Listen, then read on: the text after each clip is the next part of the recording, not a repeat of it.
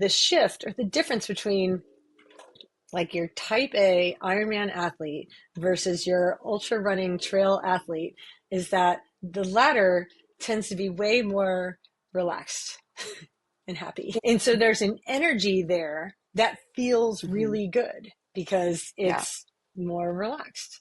Right. And so that may be the thing that people haven't even put their finger on, like why they like trail running so much. But I would argue that if you really take that approach and understanding of the energy that each athlete is carrying into the race, Mm-hmm.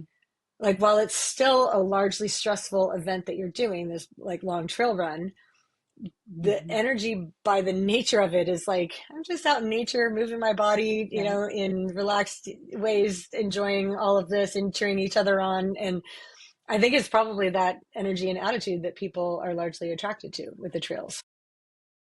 All right, welcome back to Michelle and Nikki's Performance Podcast. Last time we talked about fueling for ultras, and at the end of that session, we sort of alluded to the fact that we were going to tackle how to transition from maybe a multi-sport background, Ironman 70.3 triathlon to ultras. We've seen quite a few pros move to the ultra space, as well as age groupers that are exploring the trails a bit more.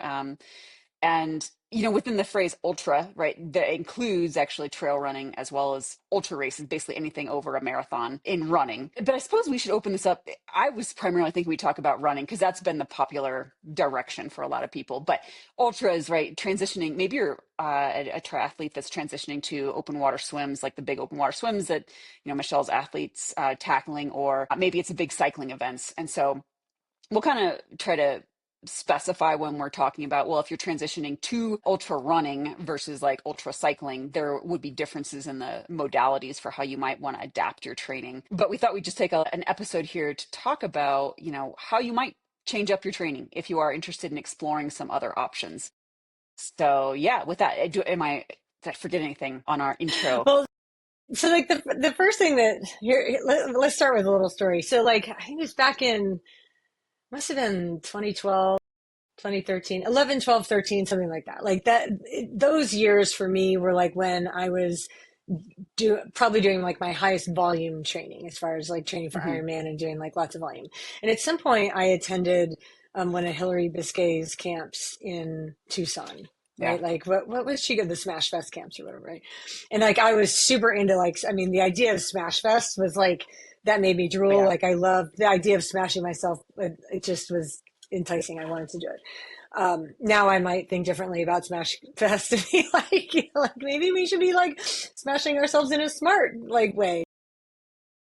But anyway, at that time is when Hillary was doing Ultraman. And at some point, I mean, Yep. didn't she Yeah. go to like Ultraman Hawaii and she won Yeah. it or she I set a think so. record or maybe she competed Yeah. against somebody else who's really fast. But anyway, and I was also curious at the time about Ultraman. So like for those of you who just in case you don't know what Ultraman is, it's a 3-day endurance event on the Big Island. It's probably happening again soon. It's usually like Thanksgiving time. And what they do is like on day one, which I think is Friday, they will swim a 10K point to point, and then they bike like 90 miles up and over the volcano.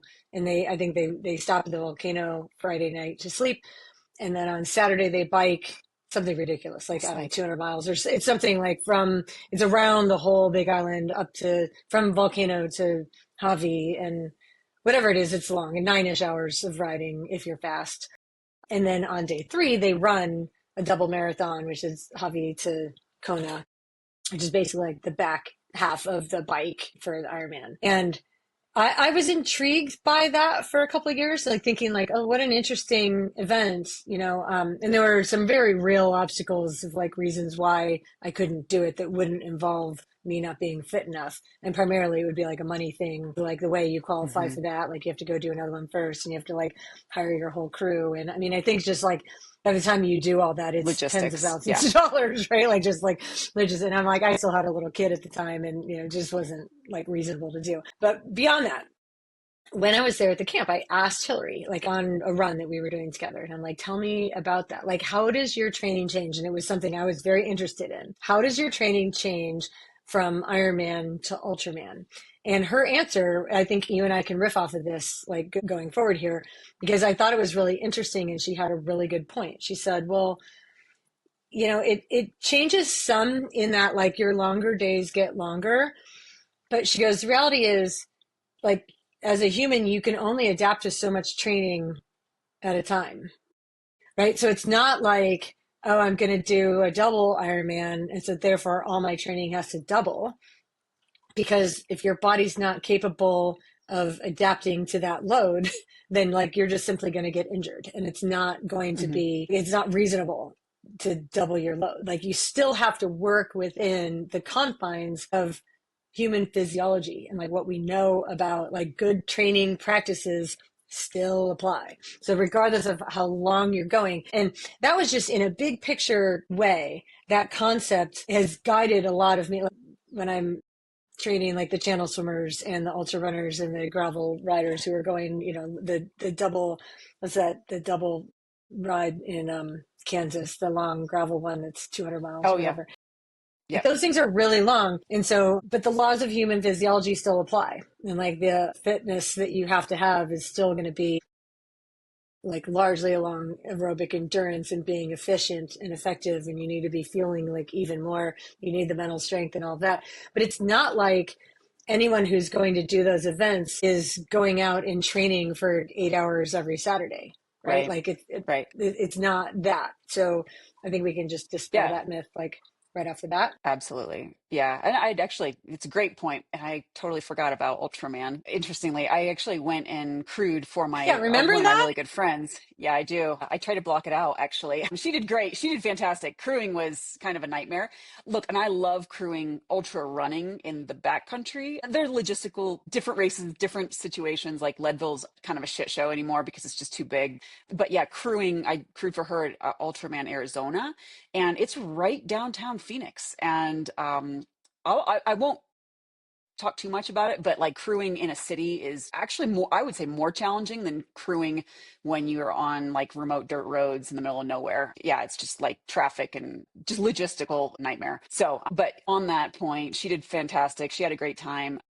And her training leading up to that, she's a very accomplished Ironman athlete, been to Kona multiple times, very, very speedy. But her training leading up to that, actually, she said a lot of her runs included a lot of walking, right? Like go out and walk a long time because, yeah, I mean, it's not about like how fast, it's like how much, I mean, there is a component of you need to lengthen it out a little bit more, right? But you also need to recover from it and do it again, right? So it's like for multi-day events, which is a little different. I guess it's not so much. There's some ultra running events now that are like 200 miles, right? That are you're probably, unless you're at the very tip top of the field, you're probably going to take some rest breaks. And so this idea of do the work, recover, do the work again, recover, do the work again. You can't do that in zone 4, zone 3, right? Like maybe even not the top of zone 2. Like you need to be very, you're moving all day and you're burning a ton of calories, but the training is actually like a run walk for a lot of what she was saying her training was. So yeah, it's a great point. I forgot about Ultraman. And yeah, to qualify, I think now you have to do a Canada or Arizona, and I think there's an Ultraman in Florida still. So I don't have any interest after crewing for Arizona. Zero interest. Now, I would do it on my Yeah. own, but logistically for that, no, I have no interest. Yeah, not my cup of tea. Mm-hmm. Mm-hmm. Yeah, and like for full disclosure, background, I started out, I did a 50-mile trail run before I did an Ironman. I started, well, after my PhD and doing grad school, uh, I had gotten quite out of shape and moved to Colorado, and so I had loads of trails in my out my back door and started to run with the idea of maybe I'd try to qualify for Boston at some point. But really, I was like, I just want to run trails, and so I did that. And the coach I was working with at the time was also doing trail runs, but also was an Ironman athlete. And she's like, you love multi-sport. And I was like, yeah, I bike commute. She's like, I'm like, yeah, I could exercise all day. I think that sounds like fun. So I signed up for an Ironman before I ever did any triathlon at all. Like, I mean, I grew up swimming in a river, right? But I was like, yeah, I think I want to do an Ironman. She's like, maybe you should do a 70.3 to warm up. So a lot of people talk about like, oh, you probably started in sprints and Olympics. And like, no, I just decided I wanted to exercise all day. So, and I loved it. But yeah, so I guess first off, right? Like let's talk a little bit. So there has been a progression into the ultra running space from triathlon, from specifically Ironman athletes, and some Ironman athletes moving up to the Ultraman as well. But the considerations that I want to touch on for moving into ultra running, right? Whether it's and a lot of ultra running is on trails, just because logistics, not all, I guess, um, but trying to get the mileage on roads and closing roads, a lot of times just the general history has been to do those on trails or dirt roads. So a lot of what I want to dispel right off the bat is that if you're going to transition from an Ironman or 70.3 into ultra, and ultra is basically anything over a marathon again, so you don't have to jump right into 100.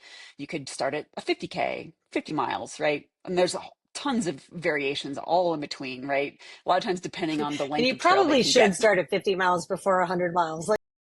Probably. You probably Like, want to I do don't like that. the word should very See if you much, like but it. like in that case, like it's a pretty reasonable like Yeah. usage of the word should. Yeah. Go ahead and do 50 miles before you attack 100, but Yeah. you do you. Yes. Yeah, you do. Yeah. Some people might, I mean, maybe at some point I would have considered that, but I don't know. Not even so now. And I've not done 100. I've crewed a lot of 100-mile races. I crewed Leadville. I've crewed every segment of like Leadville. So if you're in Leadville and you want detailed info, let me know. Or you're going to tackle Leadville. But a lot of people assume, right, that you need this massive run volume, right? And a lot of ultra runners do try for that's what they think, right? Because you're going to be on your feet for 50 miles in the mountains, huge elevation gains. We're talking the 50 miler I did was I think 13, a little over 13 hours, right? And I can't remember the elevation gain, pretty significant. You basically hike for the first 6 miles. You start at like 8,000 feet, hike to 12,000 feet, right? Then there's some rollers, and then you descend back down. And descending back down after that length of time is quite painful, let me tell you. And your legs are not the same afterwards. I would say I was way more sore than after any Ironman race. But you don't need huge run volume. If anything, like you can work into it, but if you're coming from a multi-sport background and you have good bike volume, right? Like that's all aerobic fitness. And what is important is to maintain that aerobic fitness and then work your lower leg strength, your quad strength, your glute strength, depending on the terrain that you're going to be tackling your ultra, in courses not every mile is the same, right? So look at the course ahead of time and how much descending, what are the trails like? Is it a lot of hiking? Is it rocks? Is it a lot of roots? I mean, Hurt 100, that course looks legit hard. Because I lived in the back of Manoa Valley and I hiked that trail a lot when I was in grad school. And the Hurt 100 is a very challenging course. It's basically up and down the back of Manoa Valley, right? And I can't remember what one up is. It's probably like 1,500 feet, 2,000 feet. It's I about can't 1,500. remember. It's a little less, And it's 1,400 steep. something, but yeah, Okay. and it's rocky, Steep. and they do it in January, and half the time it pisses rain like all night long, and like it's It's slippery, and muddy. it's Oh God. Yeah. yeah, it's not running. Hard. It's navigating terrain quickly and efficiently is what it Yeah. is. Yeah. Yeah. So know your course, know what you're aiming for.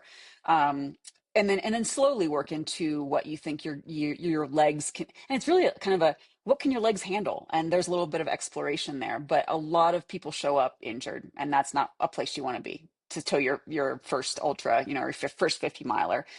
You use the base that you've developed over the years and then add in targeted, run work. But yeah, you don't need just this monstrosity of run volume. And then, like Hurt 100, Leadville, any of the ultra running events that have a lot of elevation, again, unless you're at the very tip top pointy end of the field, you're probably going to be doing a lot of walking and hiking.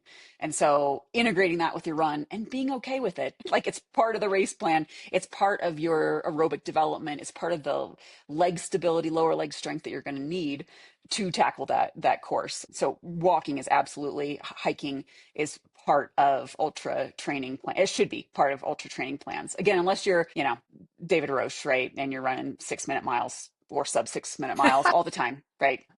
You know, so yeah, I wanted to kick it off with that because there's even been some pure runners, right? The very competitive ultra runners that for whatever reason, either injury, usually it's injury, they take up cycling and they realize, like Anton Krupicka, great example, right? Like early days of his ultra running career, had some great success and then injured and then continued to deal with some injuries, picked up the bike.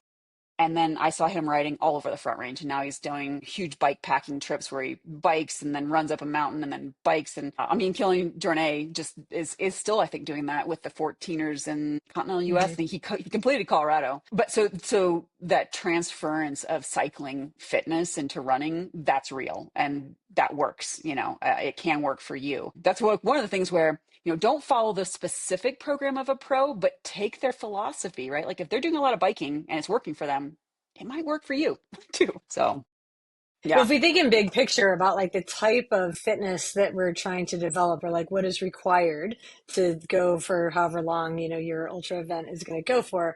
And so if it's like, this is going to be a 13-hour event, then it's like, well, pick the sport, like whatever it is, but like it's going to be 13 hours. So like my heart has to be capable of beating at like above sedentary levels, obviously, like, Hmm. but you also like, you're no one is going to be doing those events for 13 hours with their heart rate at 165, Right. right? Like Yeah. that's not going to happen. So you need to get really good at operating with your heart rate sort of between like 120 to 145, probably is like in that range, is going to be very sustainable. And like that's what you're going for all day. And then the goal is like, okay, well, how do I move as efficiently and effectively as possible while it's still being easy?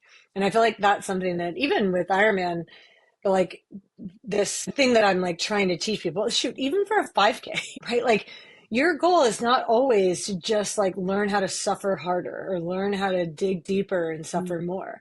Like the goal is to like learn how to move as easily and efficiently as possible so that you can still be moving quickly without it being hard. Because when it's not super hard, then you can go for longer. And like the definition of hard, obviously it shifts and it Hmm. varies. Like a 5K hard is different from a 100-mile hard. The hards are just different types of hard. Hmm. But being efficient and effective in your movement, and I would for trails, so like you're like, I'll just put it out, I'm not a trail runner. I mean, I have like hiked trails, but I have coached trail runners. And one thing that I know is that being really like nimble and agile, super Hmm. important on like on terrain that is not even, right? Like so if we're talking about a major difference between, say, like a road marathon or an Ironman, it's like Ironman athletes tend to be very robotic, right? And we're very good Hmm. at moving like in one direction. And you think about like what's different about trail running versus, an Ironman or a road marathon, is that it's not going to be just even footing the whole time, right? So like one of the things that I would help my athletes at least be thinking about a lot, even when you're running on the road, is being agile and light on your feet, right? And moving sort of maybe more side to side, or, just stepping in agile ways and being Hmm. flexible and adaptable. And this is what I'll tell you, is that if and when you're carrying tons of tension, you're Mm. not going to be very agile. Right? Like it's not going to happen. And that tension can be from like overuse of muscles, right? Because I've just like done so much of the exact same movement pattern that I've just like tensed into that sort of position over time, because I haven't done enough mobility work to like get me out of that Right. position. So my body's adapted to that. Or the tension can come from mental and emotional stress over pick the thing, right? Like anything at all in our lives that causes us to clench our jaws and raise our shoulders up, right? And just get into this, like if you're tense like this, and if you're not on video watching me, I'm like, my shoulders are up in my ears and like I'm clenching my jaw. Moving efficiently on a trail doesn't come from that state. And so when we talk about, this is a little bit off topic, but like same, when we talk about people who move from Ironman to trail racing, and they say, and I'm sure you've heard this too, like you from athletes, like they're like, wow, I really like the trail community. I really like the feeling of being at a trail running event, right? The people are really cool. The people are less uptight, right? So like we're less worried about like the actual finishing time. I mean, maybe there's some people that are worried about finishing times, like if you're trying to break records or whatever, but for the most part, trail running, we're not really concerned about pace, because the pace you're moving is largely dictated by the terrain that you're on. And is it up or is it down? Is it rocky? Is it, wet? Is it slippery? Whatever.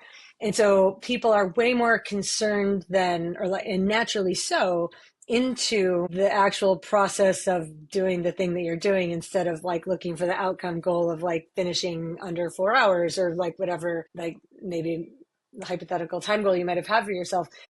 And what I would argue is that largely the shift or the difference between like your type A Ironman athlete versus your ultra running trail athlete is that the latter tends to be way more relaxed and happy. Oh yeah, yeah. Oh Right. yeah. And so there's an energy there that feels really good because it's more relaxed. Right. And adapt. And so that may be the thing that people haven't even put their finger on, like why they like trail running so much. But I would argue that if you really take that approach and understanding of the energy that each athlete is carrying into the race, is it Hmm. like while it's still a largely stressful event that you're doing, this like long trail run, the energy by the nature of it is like I'm just out in nature moving my body, in relaxed ways, enjoying all of this and cheering each other on. And I think it's probably that energy and attitude that people are largely attracted to with the trails. Yeah. Well, I completely agree. And I've also had a worry that as more type A triathletes Yeah. enter the scene, that they're going to change it. So It's gonna this is ruin a it. disclaimer. Like if you're listening, you're like, yeah, maybe I'll do that. And you're like, yeah, I'm also really type A. Like, do not change the trail running community. Like they are fine. They are fine. They've been fine for a long time, way before They're you even thought escaping about into triathlons. the woods for reasons. Right, right. So you don't So need to improve don't it. bring They your don't. shit into their woods. Exactly. I've had these thoughts, especially watching some pros and how they behave, and like, oh God, like not everyone. I shouldn't say that, but it has been a worry that I've had because I feel actually that my like if I had like I'm more of a trail running athlete, right? At this point in my life, and I think I have been post PhD, even when I was racing Ironman at a higher level, my philosophy, my mindset, my I could sometimes be type A, but not always. Like I love the trails, right? And now that I'm not really racing Ironman and triathlon anymore, people have asked, like, are you going to go back and race trails? And, trails were always for my escape from, I don't want to say reality, but kind of reality, like work. Like it's my happy place. It's my peaceful place. It's where I go with my dogs now. And I actually don't think I want to introduce anything that I might start to think of as competitive back into that arena, and because I love it so much and I love the peace and the quiet and the solitude and there's also that like when I choose trails, it is like based around who else is on the trails. And so if it's a big trail race, like now the idea of doing Leadville is actually like a turn off. I'm like, why would I pay money to spend to spend 30 hours with 800 people, right? And of course it spreads out, but it's not like you're in nature, right? Like you're especially at the first 25 50 miles, you're in a train of people. So anyways, I digress, but this is just a disclaimer. Like you don't need to change the trail community. They're great the way they are. So thank you for that. But and I do agree. I do think that people, and I've heard it from, oh, it's so chill, it's so cool, everyone's so laid back, mindset's really great, everyone's Mhm. supportive. It's what we would love. If anything, like I'd love Ironman to be more like that, right? Like I would love the trail, and I think it used to be, and I think it still can be in small events, in smaller locally run events. I think I've heard that from my athletes that have just step back to do like local stuff and they're like, yeah, I just like the community better, it's chill, everyone's supportive, I don't have that aggro kind of mentality. Mhm. Mhm. So and I've heard And that now from the that kind of gravel. begs the question a Oh, little bit, oh good. and this is just I don't know the answer to this question, but like, is it a chicken and an egg scenario, Mm, right? Like, so which came first? So is it that the people who have the sort of relaxed, less tense energy, because like let's face it, like that is an energy state that can be cultivated, and if you don't have it now, it is possible for you to learn to have it. And the reason that I know that's true is because I have done that. Right. Like I have not always been like a laid back, chill, relaxed kind of person, but I have developed myself into more of that recently. And as a result, I'm happier. And so is it the case that if you're not like that, and then you jump into the trail community where a lot of people are like that, do you learn to become that? Like, is it contagious? Is it, because I do feel like to some degree mm-hmm. energy is contagious. And I know that like if even when I'm not really like I don't know, when I'm not really nervous and tense and agitated, but Hmm. I'm with someone who's extremely nervous and tense and agitated, sometimes I end up feeling like their energy is contagious, and like I find myself feeling Hmm. more like them than I want to. And then I'm like, Hmm. I don't actually like that energy. And if I can't Hmm. cultivate my own, I don't really want to spend a lot of time around that person because I don't like who I become when I'm Right. near them. Right. And so that it Right. makes me wonder that if you're, maybe it's like this, if your type A energy isn't really that strong, but it's just sort of a default setting. And then you get around a lot of people who are super relaxed and chill, and like that Yeah. It's, energy is overwhelming your like individual type A energy, yeah. that maybe you learn to relax. So like maybe for some people it is an opportunity to learn, but I Hmm. don't know that for sure. Like I'm just throwing that out there as a Yeah. I something to mean, I talk think about. there's, yeah, I think there's something about, uh, so chicken or egg, yeah. That's it's tough to assess. I guess someone that has been drawn to the mountains for a long, long time, like since I was, since I first visited. Actually, I guess I first visited when I was about 2. I grew up in the Midwest, for those of you guys that don't know, and my aunt had moved here in the early '70s, and so I would accompany my parents and come out to visit my aunt. I don't remember some of those early trips, but I did come out and as a junior high kid, like 12 or 13, and that was it. Like I was like, this is it for me. Like this is where I belong. This is where I want to be. And almost every decision in my life has been based around like, am I moving further away or closer to the mountains? There's a certain, I think, mindset that just is inherent with being outside, and I won't say I use mountains, but for others it's the ocean, right? Or It's it's ocean. Yeah, I was going to say like it's literally forests, the right? same. I mean, so it's a Yeah, different thing, but it's the same like mindset and yeah, approach. And like my husband will yeah, say the same thing when we talk about moving to the mainland. He's like, I can't be that far from the ocean. Right. And yeah, it is yeah. like, So it is a it's no go for more than an hour drive to get to the ocean. It's right, not an right, option of a place where right, he can feel like I can happily right. live. Yeah, yeah. And I think I mean, on the one hand, I think there are certain people that just have like that inherent knowing, right? That they cannot be away from the thing that makes them feel alive, right? And it's just their peaceful place. I do think that as people spend more time in those places, they can develop that sense of awe, that Hmm. this is a real special thing that I have the opportunity to enjoy and be around. And so I do think, some people, like you said, that you're type A, but you're like exploring, and I think open mind, right? Like that's key, right? When you're exploring these new things, is there something I can do differently here in this new setting, right? If you are exploring, then maybe being open minded about the community. I also will say like this super uptight, rigid, like time based, pace based, gotta make, like you're also not getting the experience of the trails, right? There's so much beauty, right? There's sounds, I mean, I can't even, and I've seen hikers do this, like they're hiking with music, like, oh my God, like if you want to piss me off, and they're blaring it, right, on like speakers. Like I love Tom Petty, but I don't want to hear it on a ridge. Like, I mean, that has happened, right? When I was living up closer to Netherland, Boulder area, where it's a lot more people. You're not going to find that down here, but it happens. And I'm just, yeah.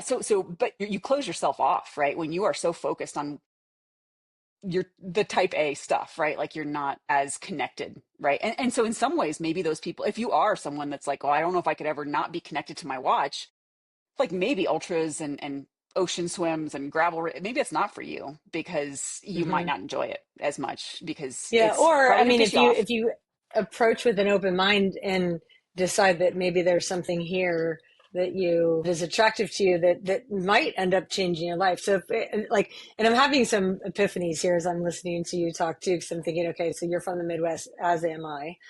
You gravitated toward the mountains. I gravitated toward the Hmm. ocean, but like same, right? Just a different sort of input, but end point, but for the same sort of reasonings.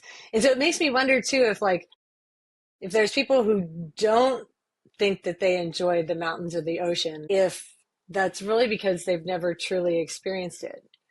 Or like, I It's really possible. don't Yeah. know. Like, I would be Yeah. really curious. So here's the thing. Like, let's go back. So when I first moved here and was swimming in the ocean, and it was like rough, and it was cold, and it was, because sometimes like ocean swimming is Yeah. just majestic and it's ideal, Right. and like the wind is light, and you're like, Right. oh, the water temperature is perfect and it's clear, and look at those turtles, and like it can be perfect. It can also be an absolute ugly mess where it was like the ocean was angry that day, and on like those angry days, I remember in the beginning, like before I embraced that, like what's the word I'm looking for? Like it's not predictable. It's Yeah, just it's you have to just you go have to, with the flow, like whatever it yeah. is. And if you're Hmm. fighting the You're ocean, like not, you're not going to be effective in it. And yeah, it took me, I don't know, maybe 6 months or so of like ocean swimming where like I didn't love it. And it was like friends who were pointing out to me, like, quit bitching, Michelle. You're not making it better, with your complaining. And I was like, okay, I don't want to be that person, right? So like I'm going to yeah. stop bitching about it. And it took that to like start embracing it more. And so I do wonder if like extended exposure, I mean, and this would be what a fun experiment that would be to like to take a Hmm. city mouse and like put them in the ocean or in the mountains for a time that's long enough that like allows their nervous systems to like come down and relax to the point where they can open their eyes and then note the feeling that you get and go like, oh, I love that feeling. Or if there's genuinely people who like after 6 months of exposure to that would still be like, nope, I want to live in my high and Yep.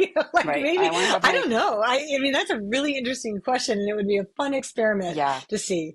Yeah, total psychology experiment. I agree. The only experience I have with that is when I used to teach field geology, it was a 6 to 7 week, they call it boot camp for geologists. It was probably one of the most strenuous geology field camps there was. And we had students that would come up from all over the states, some inner city, inner city essentially, like were afraid of cows, didn't know what a cattle guard was, right? Like, I mean, very not a lot of exposure, right? And so they came out Hmm. west to Montana, and I would say for some of those at the end of 6 weeks they loved it, and for some they did not. And 6 weeks might not have been enough time, and there's also a huge amount of stress in the amount of work they had, right? So it's not like they could just settle, right? Like to settle their nervous system. I mean, but and so that's I mean, it's 60, 65 students every summer, for several years that I did that. And it was kind of a psychology experiment with some students that had no experience in the West and mountains, and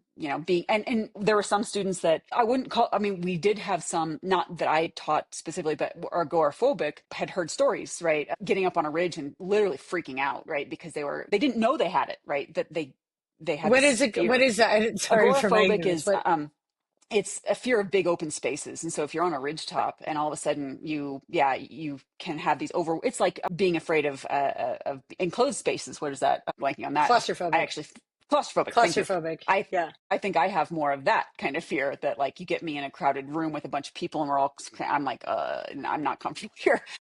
Um, but we had a couple students though that we encouraged, right, on some projects to be out. You can't map with a buddy, right? Like there's no buddy, like you need to be mapping on your own. We always have a topo map, right? We had boundaries, but there were some students that didn't like to be out of eyesight of other students because they were afraid, that they would get lost.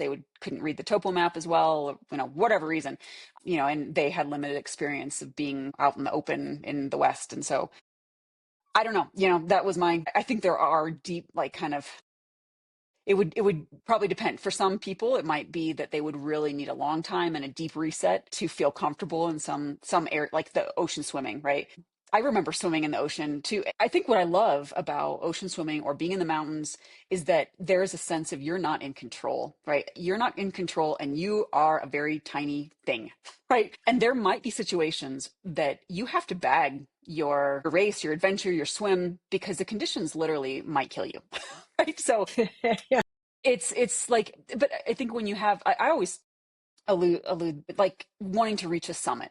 Like there are some people that the summit's all they care about, and you hear about this with like elite climbers, that the amount of risk they are willing to take to get to the summit, right, is quite high, and that sometimes doesn't work out for them, right? Like that push to the summit might mean that the descent, they took too much out of them, conditions changed, and they're no longer on this rock to talk about the summit. I mean, there's a lot of controversy over like the Mallory and Irvine. Did they make it to the top of Everest, right? Or did they not? We don't know, because if they did, they didn't have enough in them, or the conditions changed so that they didn't make it down alive. And so that's a reality, right? And so I encourage that you're in it for the experience, and depending on where you're at in your comfort level, sometimes it's better to bag it and enjoy the conditions as much as you can, and then try again on another day. So there's so much to learn, I think, from the environment. I mean, we could riff on that, but getting Well, back and we to are, and I'm transitioning. telling you honestly, Yeah, like even having this conversation with you right now makes me want to like go out this afternoon and go hiking. Like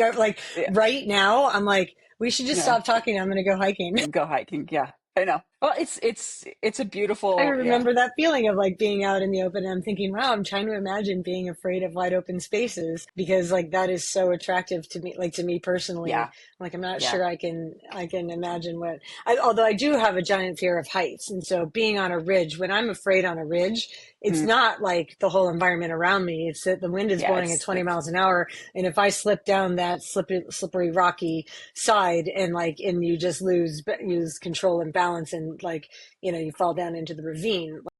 that's That's, not good. Yeah, I would no, be afraid of no, that.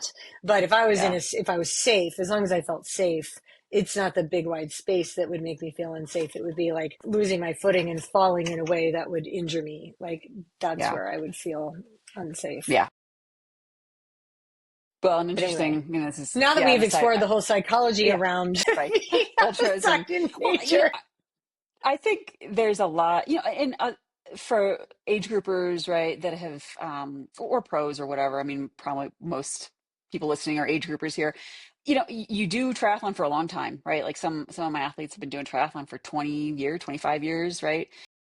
I do think there's a natural human desire, right, that you want to explore things and like experience things. And so, but I think like if you are transitioning to ultras or some other event, keeping the open mind and the driving force, let it be exploration, right, and investigation, and Hmm. and having an open mind helps with that exploration. I think that, again, and like changing a sport, right, there should be no preconceived notion of like how fast you're going to be, or like where you're going to place, or right. I mean, same for doing your first triathlon, right? Like I always encourage athletes to say, like, focus on what you can control, likely control, right? Like focus on the process and not the outcome. Yeah, I just actually had a I wonder runner if that it's did it. his, okay, Okay, yeah, no, go go ahead. ahead. I was going to say, I Well, wonder if it's yeah. the environment, if you can wrap your mind around the concept of letting the environment be your teacher and to see like, Hmm. what is the environment trying to teach me in this scenario, right? And Hmm. like the environment can teach you that like, hey, you can relax and let your guard down out here. And that is an attractive feeling to people, or if the environment is teaching you like where your personal limits are, right? That like here's Hmm. something you're capable of doing, but you know what? There's some things that you aren't, and it's not you. It's like just the environment just isn't conducive to continuing on, like due to the weather, the conditions, the terrain, the whatever. Like then there'll be some humans that will even test that, with like the free solo people climbing, the rocks, and you go like some of that looks like it's humanly impossible, but the human is like Hmm. teaching. But you would say that like even the humans that are doing that, like they're testing themselves with the environment. I would say not necessarily Hmm. against, right? Like there would be a Yeah, difference. Like if if they're you look at it wise, like it's yeah, me against the yeah, environment, then the yeah, environment's likely going that's to win every time. But if it's me with the environment, like I'm going to use nature to not use it in a bad way, but use it in a good way to help me like explore my own limits, then maybe you find out that like, hey, I actually was capable of doing the thing I didn't know I was capable of. right. And that might be an empowering feeling that makes you want to go Yeah. do more, experience more. Yeah, absolutely. Yeah, I totally agree. Yeah, I mean, even if you're not transitioning to ultras or other events, it's taking that mindset even in 70.3 and Ironman racing, right? Like we so often are prepping for the perfect day, the perfect conditions, or maybe we have some idea of like it's going to be hot, right? But then maybe it's actually cold, or maybe it's actually probably not in Kona, but it's and actually I can't say it with climate change. Unfortunately, I don't think I've had too many races, maybe a handful where people are like, yeah, it was actually cold and I was planning for it to be hot, but it's not a bad thing. Usually it's hotter than what they are expecting. So yeah. So, but using the environment and nature to, yeah, explore your own boundaries, I think is definitely the wise, yeah, that's the Hmm. wise path. Yeah. So if we go Yeah, back to like the training for, which is like yeah, in yeah, theory what we're talking about here, like Mickey and I are really good at riffing. If we go back to the training piece of it and then looking at it's the process is largely going to be very, very similar as far as hmm, like what's your fitness level now? What kind of fitness does your event that you're tackling require? Right. And like what's the gap between those two? And then like filling that in a way that is something your body and mind can recover from. Right. I mean, yeah, in a big picture yeah, way, like it's the same. And then it's the details of that change because the type of fitness that's required for the ultra running marathon isn't exactly the same as what's required for Ironman. So you go, okay, I need to be an efficient hiker. I need to be able to fuel myself for long distances. I mean, that's the same as Ironman, really. I need to be more agile, I suppose, like moving yeah, in different ways. You need the durability, but this is my experience, and like I would guess that you probably have really similar experience. But when, especially with run durability, which is just like in a big picture way, if you're going to complete an ultra of any distance on any terrain, you need to be durable. And durability, in my experience, comes with consistent, frequent total volume, yeah, not yeah, like running twice a week for long distances and then not I right, didn't have time to train Monday through yeah, Friday, but Saturday and Sunday I go out and put in as much miles as I can. Like that approach is going to be less effective in making you a durable athlete than if you can run 3 or 4 miles every day of the week. yeah. I have had athletes be successful on that plan, but it's not by choice, right? Like it happens. And then, they do prioritize their training on the weekends. And so, yeah, we get very little in the weekdays. And then, yeah, it's not ideal. I think absolutely, run durability is a consistency, occasionally getting on the trail, similar trails. It doesn't have to be, especially if you're training for something many states away or you got to fly to Hawaii to do hurt, but trying to do something that mimics a little bit of the trails you might be on ish. And that's tough, right? But just so you Mm-hmm. have some body awareness around what it might be like. And I'm talking every week. It's like might be one weekend a month or something. Yeah, I think The like once other, every three yeah, weeks or every 3 or 4 weeks yeah, is like if you're going to give a really big stimulus, I don't think you have to do that every right. single week. What would you Well, say about yeah, how somebody should train? Like if they were on a flat, if they live like where it's pretty flat yeah, and they don't have access to like a lot of downhills and downhill trails, but they're yeah, going to do like a hilly trail. And if even if they said like, look, I'm not trying to win the thing. Like I just want to complete this like 50 miler, but like there is significant elevation. And as we know, anything that goes up also comes hmm, down.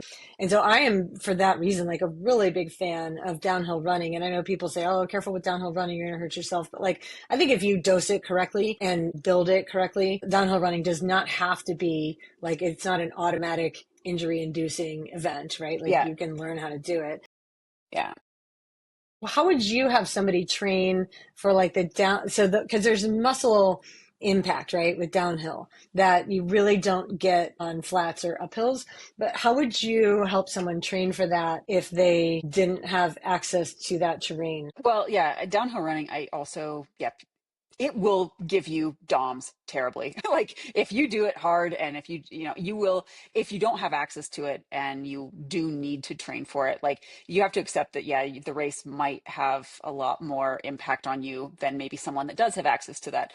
You have to accept that given where you live. But yeah, you can do it in moderation. And again, I focus first on fluidity, right? Like running easy downhill. Like we're not doing, some people eventually work up to doing strides downhill, which is can be risky, right? Like that's a pretty impactful. It can be great if you're training for speed because it's helping you, but yeah, if you're actually just trying to train your muscles and tendons to handle the downhill portion of that run, I think downhill running can be, again, used very sparingly and short bouts and easy at first, right, can be helpful. I actually do encourage people to get into, or maybe not get into the weight room, but strength exercising and stepping down. Yeah. Yeah. some hops, not necessarily hopping down yet. Well, jumping rope. If we know that they're transitioning from primarily road to trails, we need a lot of ankle stability as well as hip, Hmm. knee, overall durability and strength. Now we're not talking like you need to lift heavy weights or lift heavy shit, right? Like you just need to be durable and strong. But if you're transitioning from a modality that's primarily like, not lateral, what's the word I'm looking for, in one plane, in the X Yeah. plane, right? Linear. Linear.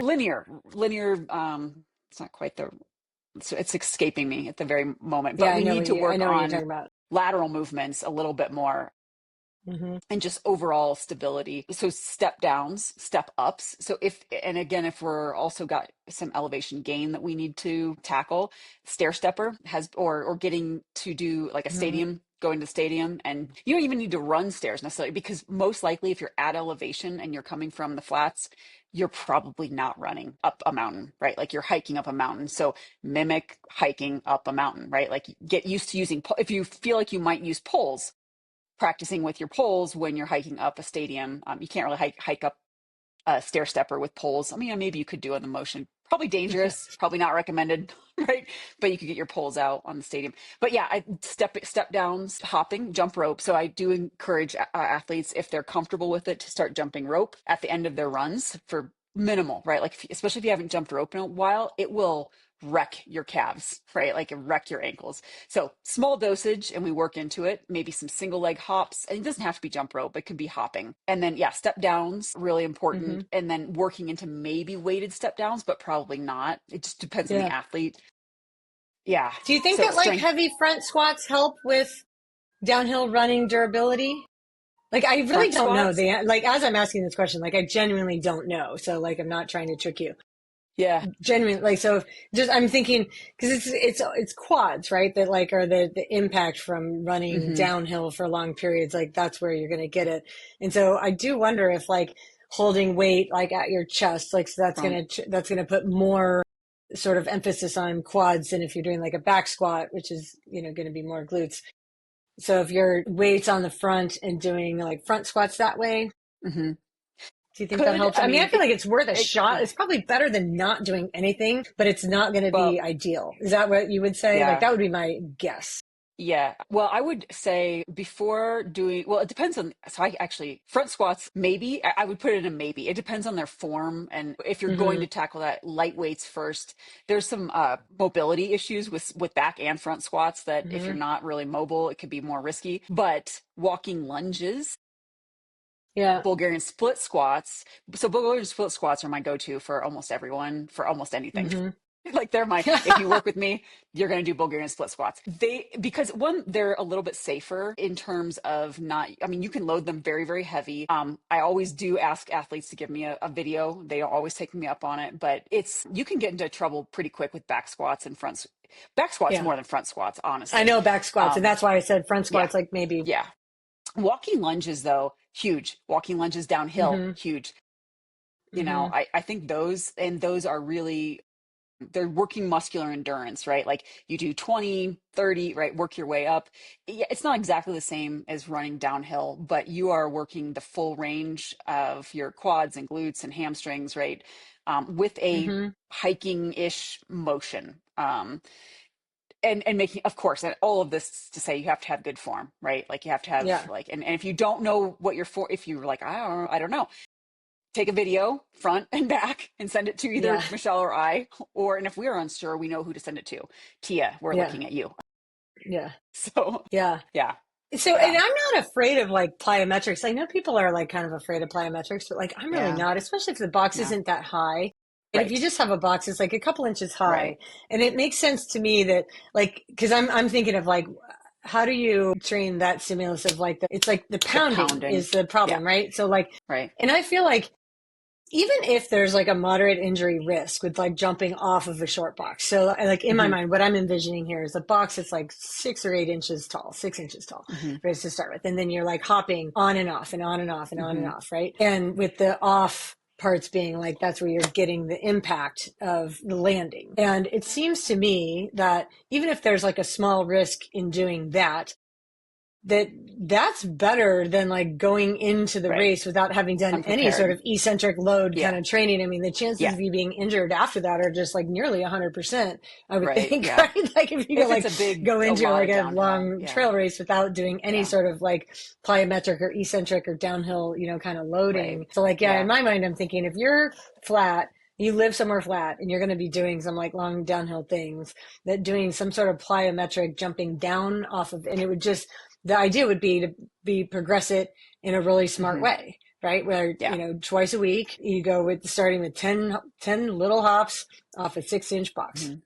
call it good, Right. right? And then next time do 20, right? And see how, or depending on how sore you were, if you Right. were really sore, do 12, right? But Hmm. if you weren't sore, then you okay, do 20. Yeah. And then like maybe like have a little taller box. And so there's Right. ways that you could Yeah. Progress it safely. increase the Yeah. load there, Yeah. yeah, to like give your muscles the stimulus. I read a study one time, this was a while back, but they were talking about the benefits of downhill running. So this would be like if you actually do have Hmm. access to a downhill to run, that doing, I mean, they called it like extended downhill running. So this would be like 2 or 3 miles at a time kind of Hmm. thing, like where you're running down. Of course, again, you're always going to be building up to this to do it in a safe way. The idea being that if you give your body a really strong, solid stimulus of the downhill, that you don't have to do that very often, and that the effects Hmm. will last for like 5 or 6 weeks on that. And the importance of that study led into like, where would you then time your long downhill efforts? Like if your goal is to adapt your body to the eccentric pounding that is required of this downhill race, then you probably only need to do maybe 2 of those, like a big stimulus, like the kind of stimulus that's enough that would make you somewhat A little sore, sore. right? So you're sore for like 2 days, but not for 5 days. Right. Like Right. there's a difference. You're not Like wrecked. your dose varies on like, what is your fitness level now? So I can't give a blanket statement of this is exactly how long or how fast or, how steep you go down. But like you run it downhill in a way that makes you sore for a day or two, and then by like day 3 you're okay, and you do that and then do it again like 3 or 4 weeks later, and have the second one like 4 to 6 weeks out from the race, and that doing that is Hmm. enough downhill stimulus so that like on the day you won't feel the same sort of, because like it can be a limiting factor for some people in a long race. Like if you haven't trained your quads for the downhill impact, like I think a lot of people, like they think about the trail race and they just want to train the uphills, right? Because like that's Yeah. Right. in the That's moment easy. feels like the Yeah. hardest thing, but Right. like that's harder, like cardiovascularly, but But it's, muscularly the downhill is going to be harder. So in training for your trail race, you need to be thinking in terms of like, I need to be cardiovascularly fit enough to be able to get up the uphills without going into a red zone of any sort.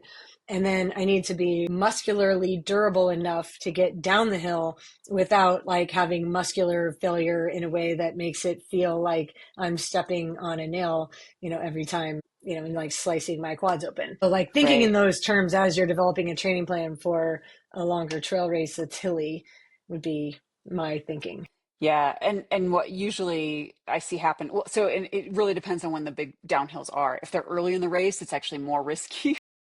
A lot Yeah. of trail races, will start with a big climb because they know that, well, I actually don't know because I actually think it could be risky either way. It just depends on when that big downhill is. But on some trail races where you've got some moderate climbing and then a big downhill and then more moderate climbing, it's usually that downhill, it's not usually so painful that you can't climb. It's just that you're not going to be as strong on your next climb, which then you start to slow down. So it's like you have the aerobic capability to keep going, but your legs are just shot, and it may not even manifest as like super painful. You're just going to slow down to the point where you're like, I'm not able to move as efficiently because my muscles are just done. And that's what I've seen happen. Something Is else I there was a going to say degree about the of like downhill. making sure Yeah. you're fueling enough and having enough carbs? Oh Like, yeah. I don't know if there's a study out there on this, but really like what makes a ton of sense to me is that if you're under fueled, that the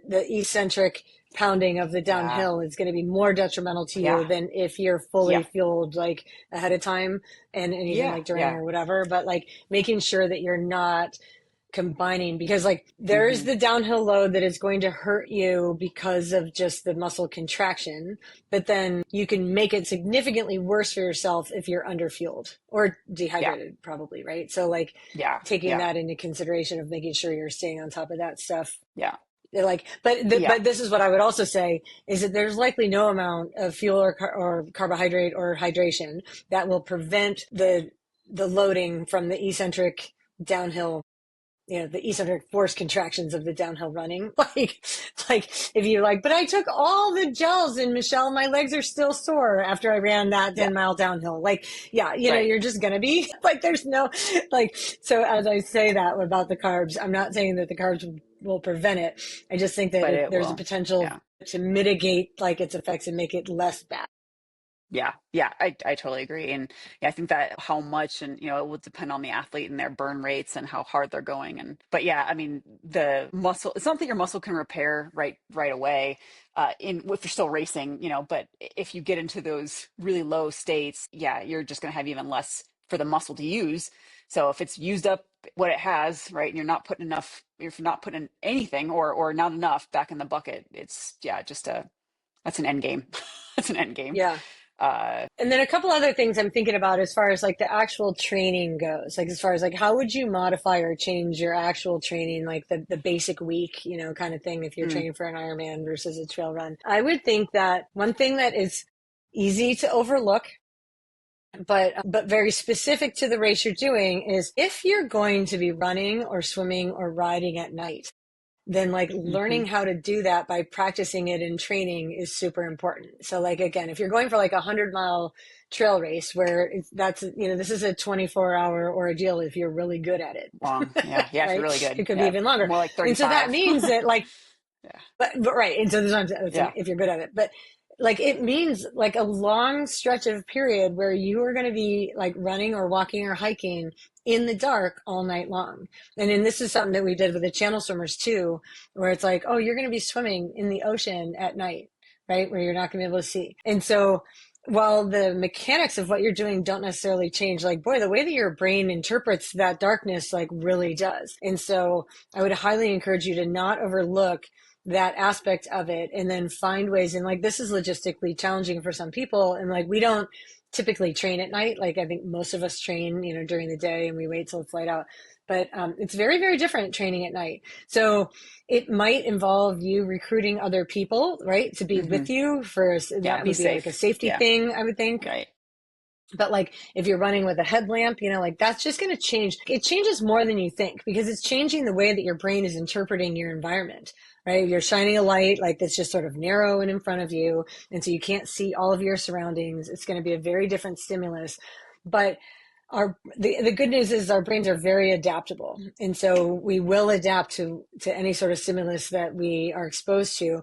And so I remember some runs when I had a really good ultra runner at one point. Like this is a guy who was like winning, not like the big 100-mile races, but if he would go to like, the smaller 100-mile races and he would be in the top 3 overall every time and he won a couple of them. So this is pretty high level training, but the way that we would do it is I would sometimes plan like some weekends, not every weekend, but on his big weekends, we would go 3 runs where he would like run on the road in the morning, right? To give yourself some like muscular fatigue. And then like that night, he would do like 3 or 4 hours on the trails, like with a hmm headlamp, just practicing being on your feet at night in the dark, blah, blah, blah. And then he would go home and get some sleep and get up in the next morning and go Yep. for another road run, right? Yeah. So he was getting a muscular stimulus and pounding from the running and 3 runs in a span of like, Yeah. 27 hours, something like that. Yeah. And so the accumulation of those 3 runs was a really good sort of stimulus for 100 miles without having to do one session that was Yeah. extremely Yeah. long and that allowed him like Yeah. feel in between and everything. And I think he really liked that. And again, it was not every weekend, right? Like, and we might maybe did that like twice in a build.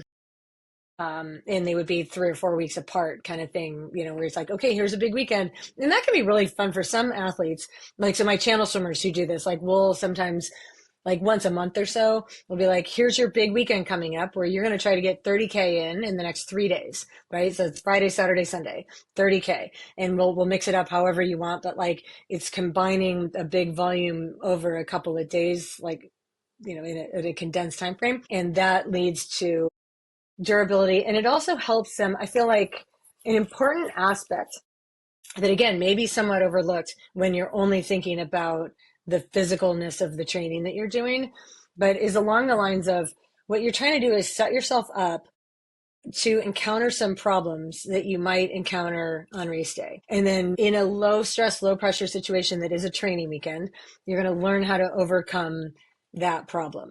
Right. So like it could, there's, the list is too long. Like what kind of Right. problems might you overcome? But like you're Yeah. going to encounter some, and you'll find out what yours are by doing big weekends like that, where you're like Saturday morning, Saturday night, Sunday morning, right? Like go for long runs, like on those, like every once in a while, and see what comes up for you. And then know that like that's likely whatever comes up for you is probably going to come up when you go to run, your ultra. And so then you can learn how to, and some of it might just be mental. Like, oh, I hit this mental, I get this from like my channel swimmers where it's like your goal is to get to the point where you don't want to swim anymore and then keep swimming for another hour. Hmm. Right. And like Hmm. work through it, figure it out. And like they do, and they figure it out like, oh yeah, I got mad. And then I learned that like I have to stop focusing on that thing and I have to focus on what my hands are doing or instead, or I need to focus on something with my body. Like my heels are cracking the surface. And when I thought about that, Hmm. I forgot about, Hmm. whatever other thing was bugging them. Or I have to be, the other thing is this, it matters a lot who you're with, like who your training partners are. And so if there's somebody who like gets under your skin and their energy doesn't match yours, then like training and racing with that person or completing the channel swim with that person is not right for you.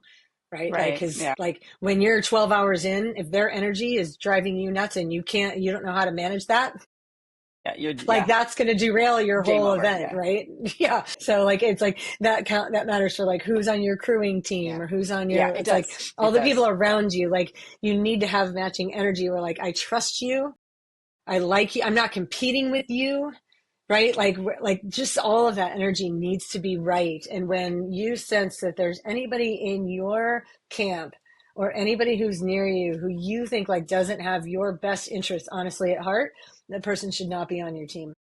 Yeah, I totally agree. I mean, yeah, we could have probably a whole podcast on crewing, what to do, what not. Maybe we should. Maybe we should, both for how to recruit your crew and then for those that are Mm-hmm. going to volunteer as a crew, like Mm-hmm. what you need to do. And yeah, it's huge when you start to get in these big, big events like channel swimming, right? Like it's huge safety. Leadville, Mm-hmm. all the big 100-mile races, some of the 50-mile races, will allow crewing, and it's for some, yeah, it'll make or break. It can make or break your race if that energy, not no, whatever, inefficient. I won't say inefficient. I mean, mostly when you're out there, like any crewing is probably better than no crewing for some of these things. But I've also, well, gosh, I mean, take that back. I've seen some athletes be just horrible to their crew too. So that's also a don't be mean to your crew. Like they're out there for you. I mean, literally one of the But first also, like, if races you are being mean to your crew, like, you likely need to have some sugar right away because, like, if right. you're being Well, mean to there's your crew, that. you're also likely being That mean to yourself, like, inside. Like, that's true. your self talk Yeah. is so negative at this point that, like, Yeah. you're really in trouble. Yeah. So, yeah, Yeah. like, there's One of the probably very like a low sugar situation going right. on. Like, Right. you're Yeah. There's the mad first. at yourself and you're taking it out on your crew, is what's Yeah, happening there. yeah.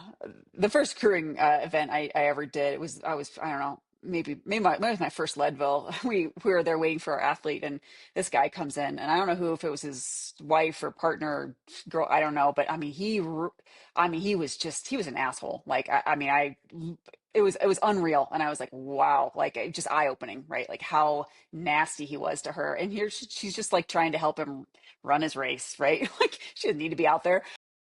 Our person was the sweetest, most, all she did was say thank you the whole time. Thank you, thank you, thank you. Like a total 180. But that's indicative of Anyways, like how the athlete's talking to themselves, right? Like, it's like, how you're Probably. I dealing don't with know. other The guy people was, is, it is very yeah, it indicative. is. Like anyone who is yelling at other people is really like, it's a projection. Everything, it's always a projection, Yeah. right? The negative Yeah. energy that you're putting out is negative energy that is coming from inside you. So like Yeah. the Yeah. solution for that is to figure out Yeah. your own internal Yeah. situation. But, and then, yeah, That's true. Yeah. anyway, Yeah, back to the training. Sorry to go off the crewing, but yeah, you're multiple. So for running, well, I haven't trained any. Your experience with the ultra swimmers, I have not had that experience. I have trained ultra swimmers, but did their ultras before they worked with me, so I haven't. I don't have that experience. I've trained some ultra cyclists or multi-day, like big cycling adventure. Not no ram. Um, and mostly ultra runners is what I've been training most people. And what I'll say about the back-to-back runs, yes, I use those. I think they're less impactful than if a runner's like, well, if I'm doing a 50 miler, I think I want to work up to like 45 miles and do it all in one day. Right. I'm like, no, no, no, we're not doing that. So no, yeah, because running I is would so not do, risky. Yeah. yeah, but you might get like 24, 25 to 30 miles in Right. over the course of three runs, Right. sort of in a row with Right. like recovery in between. Right.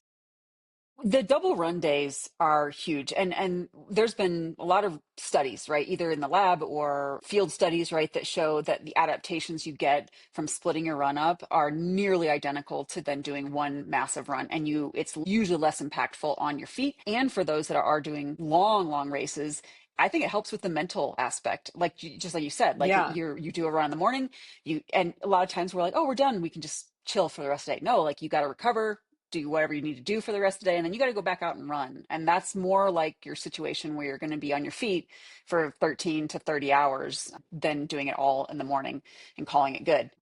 The other thing I was going to say, so yeah, I do that the same, like either Saturday morning, Saturday night. Sometimes if a runner has experience running at night, I don't always think they need to do that again. Like a lot of the runners I've trained for Leadville, for example, they've done Leadville multiple times. So it's like, they know what it's like to run at night. And I'm like, well, okay, maybe we don't need to do that this time. Sometimes they will choose to do that. But what I've also, and then yeah, Sunday morning run or a Saturday night run, Saturday evening run, and then a Sunday morning run, something like that. And then the other thing I will often do, especially for newer ultra runners, is either like a longer run or a double run on Saturday and then a hike on Sunday. If we're not quite ready Hmm. to do a Yeah. third run on Sunday, is you need to be out in the trails for 3 hours. And that prepares them very, very well for the ultras or the long trail marathons that they've been doing. Again, subbing in, like it doesn't, especially if you know your race is going to be hilly and you're going to be doing some hiking, like adding that into your schedule, like it will only help you. It's not going to hurt Yeah. you. Yeah. Cycling, is much less risky. And so for my athletes that do big cycling events, like we can ride day, almost every day, right? Like if we start to get saddle sores, then we take a day off or 2 days or whatever, right? But the risk is just much less with cycling. You're not likely to get, you can get an overuse injury, of course, but it's not as prevalent as running. So for it's more about like big days, doing some big gear work if they're from the flats and they've got a hilly ride they're doing, either on the on the trainer. Because if they live in Mississippi, for example, like they have overpasses. It's not the same as climbing Ventoux, which I Yeah. just had an athlete do Yeah. last spring. And she did it well with Zwift and big gear work. She was able to tackle that, no problem. But yeah, it's big days, back to back days, nailing recovery for those efforts. Hmm. So Hmm. yeah, yeah. What else? We're Yeah, kind of, I think we did yeah, it. Yeah, I think we're yeah, 70 minutes into this, and I think that like that was a lot. If anybody has like further questions on it, of course, like feel free to reach out. But like, don't, I guess like the big picture, like the summary of this is like, just because the event is twice as long as you've ever gone before doesn't mean you need to do the right. distance in training, right? Like look to be consistent, look to train frequently, learn to stack back to back sessions, but you're not going to defy the laws of physiology by doing more than your body can recover from and think that Hmm. that is the way, right? Like it's not. So the laws of physiology still apply, and just think specifically about what is your event going to demand, and then how do you simulate that best you can in training without actually doing the event first. Yeah. Right, right. And keep the Yeah. multi-sport philosophy. I would say, I mean, you do have a strength coming in as a triathlete. Like, keep that philosophy of multiple, like, it's only going to help you be a stronger trail runner or maybe swimmer, right? Maybe it doesn't always translate for swimming, but for my runners, keeping a bike in, and I still keep swimming in if they're willing to get to the pool because it's fantastic for recovery, assuming they're a good enough swimmer to use it as recovery. If they're not, then we don't do that, but we do very easy bikes for recovery. But I also keep bikes in for base endurance and some strength work. It matters, and it allows you to continue to build your aerobic capacity without damaging your legs from like back to back to back run days. You can still bike, you can bike hard, right? And then run consistently, run math, run easy, run walk, get the timing on your feet, and you'll be well prepared. You'll probably be better prepared than a lot of people following a traditional ultra run plan, which is super high run volume. Yeah, So, my two totally agree. cents. Totally Cool. agree. All right. Well, thanks, Michelle. That was super fun. We will Yeah. reconvene next time. Yeah. Next time. Thanks All all. right. Well, take care. Okay, you too. Thanks all.